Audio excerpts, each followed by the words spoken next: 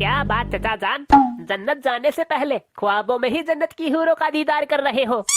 इकबाल मियाँ, जन्नत की हूरों का दीदार हम बाद में करेंगे। पहले हम उस तमाचे का इंतकाम लेंगे जो हिंदुस्तान वालों ने हमारी सीमा हैदर से निकाह करके हमारे कान के नीचे मारा है। चचा जान, इसमें रजामंदी सीमा हैदर की भी तो थी, इसमें हम क्या कर सकते हैं? इकबाल मियाँ, तुम्हारा गर्म खून ठंडा पड़ गया है, मगर तुम्हारे चचा जान इस तमाचे को भुला नहीं पाएंगे। तुम्हारे चचा जान इस तमाचे का इंतकाम लेंगे, हिंदुस्तान की एक एक हसीना को उठाकर पाकिस्तान लेकर आएंगे और उनसे गुलामी करवाएंगे। चलो उठो, अब हिंदुस्तान जाने की तैयारी शुरू करो। कटोरे बिरादर, अगर मैं शादीशुदा ना होता ना तो बेटा 2-4 सीमा हैदर तो मैं भी उठा लाता पाकिस्तान से।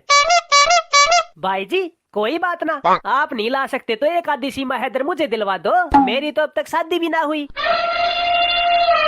लो बताओ, बगल में छोरा शहर में डिंडोरा।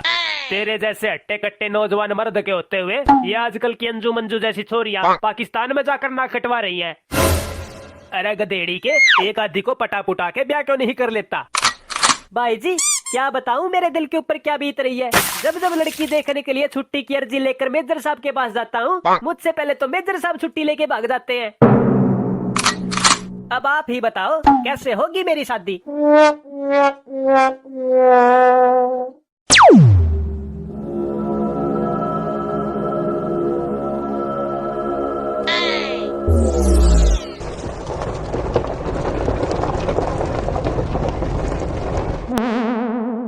चचा जान, अगर ठीक से ऊपर चढ़ गए हो तो क्या मैं पत्थर नीचे गिरा दूं? आबा छपरी कही के तू हम पर ध्यान मत दे, तो पत्थर नीचे गिराने पर ध्यान दे।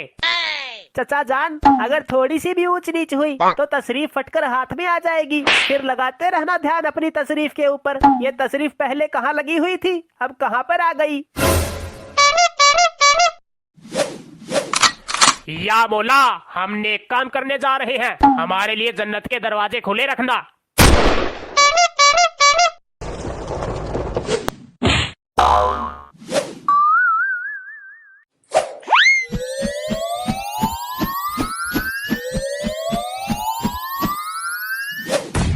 इसकी मौसी की टांग, यो बम कहाँ पर फट गया? हिंदुस्तानी काफिरों, अपने दोनों के दोनों हाथ ऊपर कर लो, वरना गोलियां मार मार कर हड्डियों के अंदर पाइपलाइन बिछा दूंगा। देख रहा है कटोरे, इसे कहते हैं ओवर कॉन्फिडेंस। अब इस जैसे को देख के गोबर हमारी हड्डियों के अंदर पाइपलाइन बिछावेंगे। अरे उजड़े हुए कब्रिस्तान, हमारे अंदर पाइपलाइन बाद में बिछाइयो, तू पहले अपनी दबी हुई पाइपलाइन तो बाहर निकाल ले। भाई जी ये पुराना कारतूस आधा तो नीचे घुसा ही हुआ है, चलो इसे ठोक ठोक कर पूरा नीचे घुसा देते हैं। बरखुरदार, इस पुराने कारतूस को आग लगाने से पहले एक नजर अपने पीछे डाल लो। दोनों के दोनों काफिर, अपने दोनों हथियार नीचे डाल दो, वरना हम सारी की सारी गोलियां तुम्हारे अंदर डाल देंगे। भाई जी लो, लग गई लंका। अब मुझे ऐसा लग रहा है जैसे शादी का लड्डू खाए बिना ही मैं शहीद हो जाऊंगा। अरे मौसा, वहाँ नीचे क्यों घुसे हुए हो? तमाचे का इंतकाम लेने आए थे या गरम गरम रेत में कूल्हे सेकने आए थे? फैजू बेटा, आज हमें तुम्हारी अम्मी जान के दीदार की इच्छा हो रही थी, इसीलिए उनकी कब्र खोदने के लिए हम गरम गरम रेत में घुस गए। चचा जान, आप बुढ़ापे में चौंधिया गए हो। फैजू की अम्मी की कब्र तो लाहौर में दफन है और आप यहाँ गड्ढा खोद रहे हो।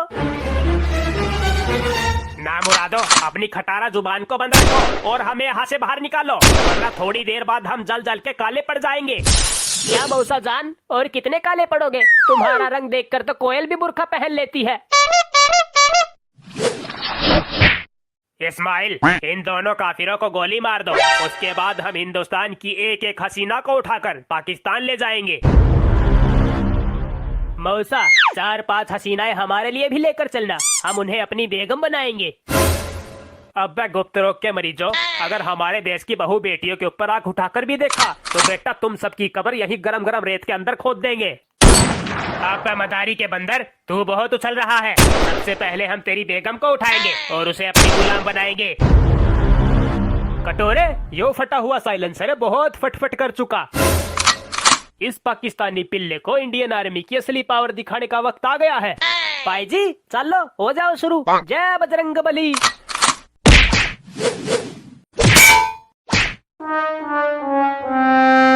अब चीन के पालतू गधो, तुमने क्या सोचा तुम चीन की चिन्नी खाकर इंडियन आर्मी का सामना करोगे? अब ना मर्दो, तुम सबसे ये दो काफिर नहीं संभाले जा रहे। क्यों इस बुढ़ापे में अपने चचा जान की हड्डियां तुड़वा रहे हो?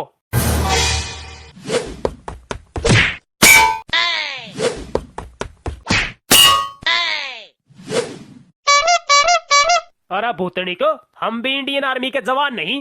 अगर तुम सबसे जेड़ में पत्थर ना तुड़वाए तो।